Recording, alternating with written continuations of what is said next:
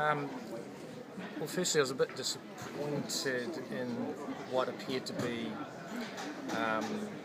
an indication that he wasn't going to do much about the VLCA inequity. And the language he used suggested that he's not really prepared to put more money into solving the problems that may arise with changes to that. So I thought that was disappointing because Peter Moody and his committee have obviously done some great work, and the signals are very clear that it's not working and it's actually inequitable, and that really should be sorted out. So that was disappointing for a start. I think he did the usual political thing of talking about how much they've done and all this sort of stuff, but resounding lack of I guess acknowledgement of the drivers of ill health, like alcohol, and he's talking about an obesity plan, but without helping us with the taxing sugar and stuff like that. Now that particularly disappoints me because it seems to me that the taxpayer has to pay all this money for unnecessary health problems of obesity, and yet he sort of talks about taxes as punishments on dairies and sugar vendors, but he's actually punishing the taxpayer. And he might talk about individual responsibility, but surely the person who's buying sugar should take responsibility by paying more tax at the source. So all that's missing. So I thought, it was okay, I suppose, but disappointing about the VLCA, especially.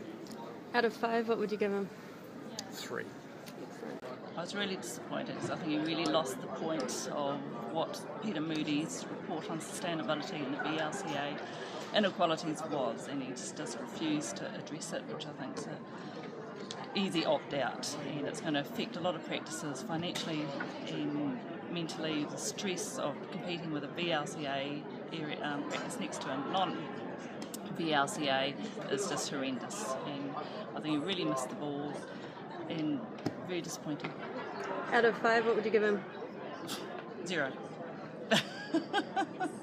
I thought he was pretty organised and like all these politicians, good talk, and I thought he delivered quite a good message. There was not much in the way of feedback or questions, and it was a little, I suppose it's because he was a bit late arriving. We didn't get the chance to quiz him about the capitation issue, which arose in the morning meeting. But yeah, overall, he's doing quite a good job, I think. And what would you give him out of 5 for yesterday? 4. I think that he said a lot of things, but I didn't necessarily hear that much that I hadn't already heard before. And lots of words came out, but I don't really know if he actually made any real points that stood out to me as being innovative or that different than what the rhetoric has been so far in with this government. I think he mentioned a few things about the determinants of health and working with other government departments, but like one of the big things in my area where I work, which is Manukau, there's this massive thing about homelessness, and he didn't mention anything about a safe, warm home as one of the priorities that the government were thinking about at the moment. It might have just been just an error of omission. So that was something that I felt was a bit disappointing for me. And I hear he gives a lot in the way of dollar amounts that they're giving into the government, but from my perspective, how is that being used in health, and how is it specifically being used in primary care, and what does $22 billion or whatever he said look like to me in my practice with my patients. So yeah, I do have lots of patients living in their garages and that are unemployed and that are pretty oppressed and really finding things difficult. So yeah, I think there's a lot of work to be done, but I just can't see any sort of specific I'm hearing a lot of words, but I can't see any specific things that are going to change the lives of my patients as individuals and their families. What would you give him out of 5 yesterday? Probably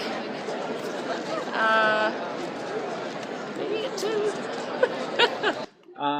Really disappointed. I guess it's one of the most disappointing days of being a GP. In Whangarei we've got a unique situation where about 75% of the practices are VLCA and we have to compete against those guys. And that's been really tough. It's been really tough seeing poor patients leaving.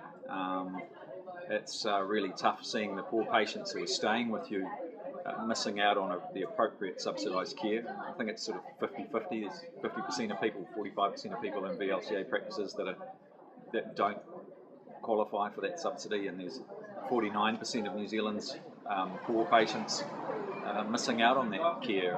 And I was really disappointed.